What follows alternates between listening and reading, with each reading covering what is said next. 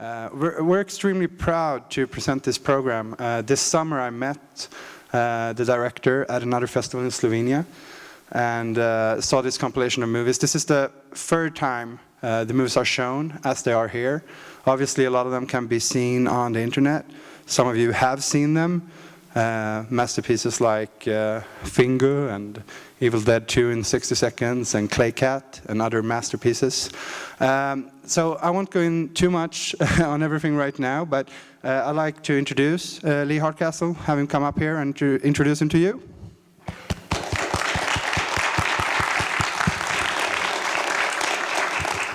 Hi, my name is Lee Hardcastle. I make clay animations. The reel that you're about to see tonight isn't every single piece of work that I've ever done, but more of a best of compilation. I've done my best to pace it out. I've spent a lot of time making it, you know, really digestible, and hopefully it'll fly by and you'll have a lot of fun. Before the film starts, there's like a little introduction that I filmed with myself, you know, encouraging you to have a good time. So yeah.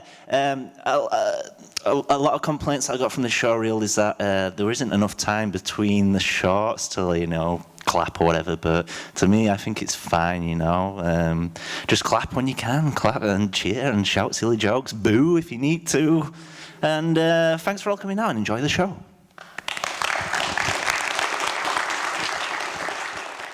So let's welcome down the amazingly creative Lee Hardcastle. Give him a big round of applause.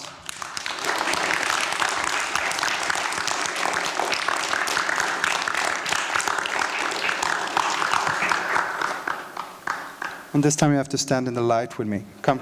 A little bit closer. I feel like I should apologize for the amount of shitting and chainsaws and toilet deaths in that film. It's really embarrassing because it was never meant to be seen as one whole collection. What you're actually seeing is like, you know, a progression. So each film before it is like a prototype of a prototype, and I just want to, you know, perfect that perfect shitting motion or the perfect chainsaw animation, and this is like the third time I've seen it now, and each time I just feel more and more embarrassed, and I'm thinking, oh God, no, I didn't put that shot in, did I? No, I apologize. I'm sorry for putting you through so much repetitive, childish jokes. You don't have to apologize, I don't think so. But, so we're going to start the Q&A. I'm going to ask like 2 or 3 questions, and then we're going to open it to the floor. First of all, I think it's interesting for everybody to know like how you started out. Why did you start with Claymation, and what was your, you know, how did you start out? I did film school for 3 years, and the hardest part about film school was making friends, which I'm really bad at doing. For my final year, my 3rd year, the only way I could get a short film made that I wanted to make was to do it all by myself, and I actually made my first claymation that year after experimenting with stop motion using my G.I. Joe figures. So the actual first proper animation I included on the show reel, which was Dead Corpse with the G.I. Joe action figures. We talked earlier today about how you actually started out also working with the VCR, I mean the techniques you used and stuff. Can you talk a little bit about that? When I was a young boy, I really wanted to be a film director, but my problem was I wasn't rich enough to own a video camera. When it came out at Christmas, I only had like £100 to spend on a Christmas present, you know, looking through the catalogue. It's like, what toy can I buy for 100 quid? So what I settled on was something called a Tyco Handycam, which were like a black and white security camera that ran on AA batteries, and it plugged into the back of the VCR. And that was my first adventure into filmmaking, and I explored a little bit with stop motion back then. I used to press pause and play together, and then the pause button, and what I figured was when you press the pause button again, it'd record 5 frames, and then you'd be able to move whatever you did and press pause again. And watching it back, it was really glitchy, you know, VCR, VHS, and I've actually lost them all. I can't really show anyone. I can only just tell the stories about it.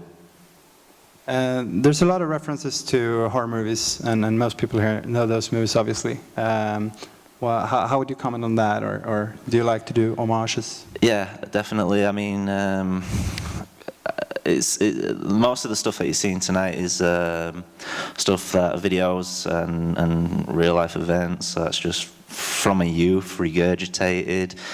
Anything that happens in adulthood tends to be really boring or lame, and so I'm really nostalgic. I'm stuck in the past, and I just feel like there's so much there to explore and you know, reuse and do something new with it. So that's why a lot of that stuff's really repetitive. It's because, you know, I'm stuck in that place. I can't escape. So my last question is actually, before I open it to the floor, is obviously I knew about Lee, seeing his movies on the internet, but we have another film at the festival, ABCs of Death, and one of the animations that you saw tonight, T is for Toilet, was a competition for the 26th director for that movie.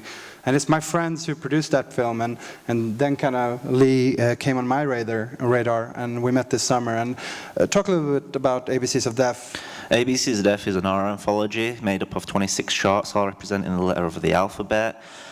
I came into the project by a competition.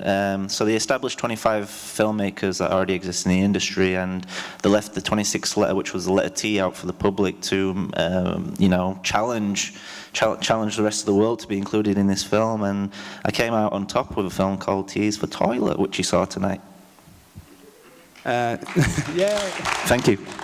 So don't miss ABCs of Death on Tuesday, I think. So do you need mics, and who wants to ask a question? I can run with the mic, or we can see how your voice carries through. Yes, Philip. So how much MTV did you watch? Yeah. How much TV, how much MTV and how much Evil Dead did I watch? Okay, MTV, yeah, very, very, you know, Beavis and Butthead, Liquid TV, The Head. All that stuff was a real big influence. The funny thing is, I'm one of these children in Britain that had satellite TV at a very young age when everyone else didn't. And it kind of warped me. I saw a lot of stuff that not many other people did. And every now and again I come across people that did have satellite when they were kids. And it's like, wow, you saw that film, you saw that show, yeah, the Children's Channel and stuff like that. And as for Evil Dead, when I was like 17 years old, like, it's so embarrassing. I was like the biggest fucking Evil Dead fan ever. I had lunch boxes, each different artwork covers of all the DVDs, and then I don't know. Not that I grew out of it. I just realized I needed to make friends. Anyone else? Question? Yes. Hi, what's your favorite horror movie, except Evil Dead? My favorite horror film, it's one of my favorite films ever is The Monster Squad by Fred Decker.